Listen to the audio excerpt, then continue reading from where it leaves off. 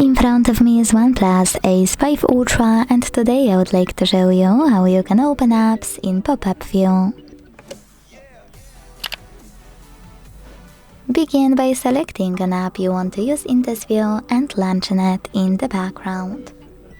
Then tap on those three dots at the top of it.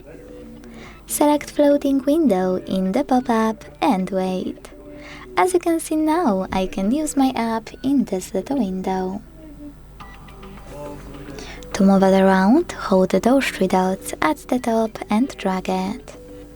To scale it, hold one of its corners and drag it as well. By holding this line at the bottom and swiping an app, you can close your window.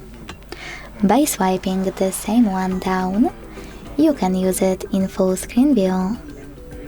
If you want to use more options of floating window, you can click on those three dots, tap on full screen, minimalize to turn your app into a bubble, and then tap on the bubble to go back to your window, or close.